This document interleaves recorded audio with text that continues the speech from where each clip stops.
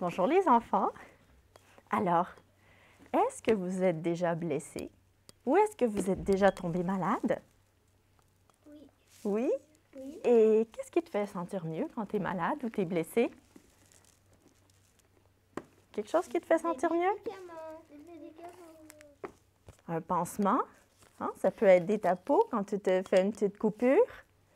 Ou une crème, ça peut aider quand tu as la peau qui est abîmée. Un plâtre si tu te casses un os. Et même du Doliprane. C'est quoi un plaid? Un plâtre, c'est pour garder ton os en place pour pas que ça bouge. voir? Non, j'en ai pas avec moi parce que j'ai pas un os cassé. Du Doliprane si tu as de la fièvre, ça peut t'aider à te sentir mieux. Hein? Toutes ces choses-là, ça nous aide à nous sentir mieux. Mais sais-tu que c'est pas le pansement qui guérit la coupure, ni le Doliprane qui règle la cause de ta fièvre. Mais sais-tu que c'est Dieu, oui, qui travaille dans notre corps pour nous guérir? Et sais-tu quoi aussi? Qu'est-ce qu'il y en est pour notre intérieur? Je ne parle pas juste de notre estomac ou de nos poumons, mais de nos sentiments ou de notre âme.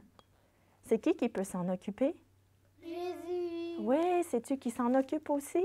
Et ce matin, on va lire une histoire dans la Bible, dans l'Évangile de Marc, qui nous montre comment Jésus il s'occupait des gens et qu'il a guéri beaucoup de monde. Donc, Marc 1, verset 29. En sortant de la synagogue, ils se rendirent avec Jacques et Jean à la maison de Simon et d'André. La belle-mère de Simon était couchée avec de la fièvre. Aussitôt, on parla d'elle à Jésus. Il s'approcha, la fit lever en la prenant la main, et à l'instant, la fièvre la quitta.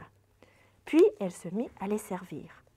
Le soir, au coucher de soleil, on lui amenait tous les malades et les démoniaques.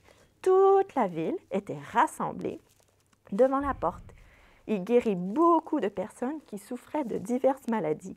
Il chassait aussi beaucoup de démons et il ne leur permettait pas de parler parce qu'il le connaissait. Alors, on voit ici que Jésus, c'est des gens qui avaient des mauvais esprits à l'intérieur. Et on voit Jésus qui guérit tellement de gens. La belle-mère de Pierre avec la fièvre. Il a guéri des gens qui ne pouvaient pas voir, des gens qui ne pouvaient pas marcher. Le gens qui n'avaient pas beaucoup de voix parce qu'il avait... Des gens qui étaient aveugles. Oui. Hein? Il a même ramené des morts à la vie. Il aimait les gens et s'occupait aussi de leur intérieur. Comme Liam a dit, les gens qui avaient des démons. Il réparait les cœurs des gens Oui, qui étaient cassés. ceux qui avaient des mauvais esprits, il les a guéris aussi. Ou ceux qui avaient cassé quelque chose, un pied, un bras, qui s'est fait soigner parce que... Un œil. Beaucoup de choses différentes.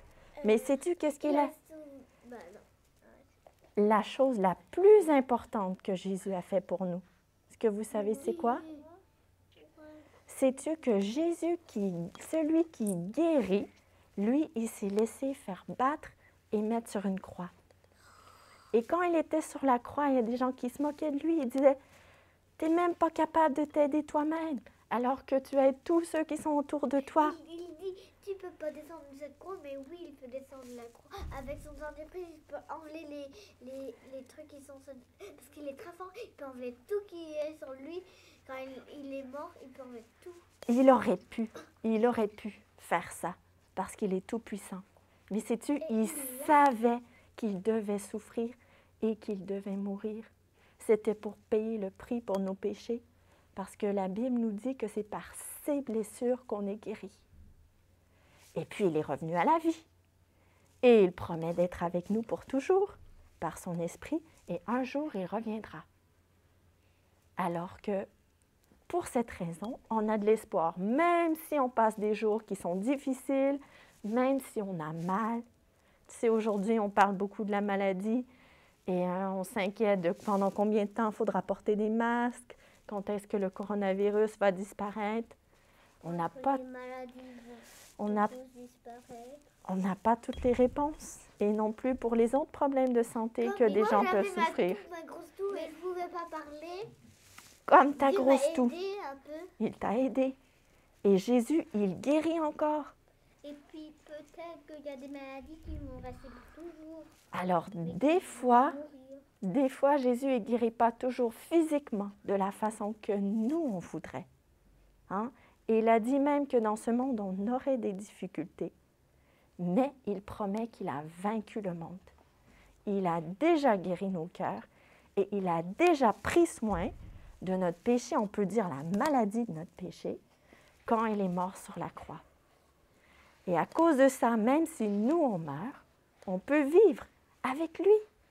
Et c'est ça notre espoir, que même s'il y a des choses qu'on ne comprend pas, même s'il y a des moments qui sont difficiles, on peut demander à Dieu de nous aider, mais on sait qu'il a déjà pris soin de la chose la plus importante, de notre péché, et nous a permis d'être enfants de Dieu.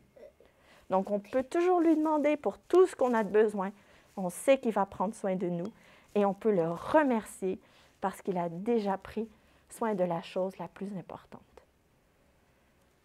Et on va le remercier maintenant, d'accord? Est-ce que vous voulez répéter après moi?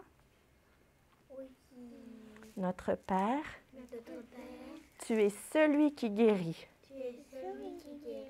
Merci d'avoir guéri nos cœurs, Merci d'avoir guéri nos cœurs, de nous avoir sauvés. de nous avoir sauvés. Merci pour Jésus. Merci pour Jésus. En son nom, En son nom.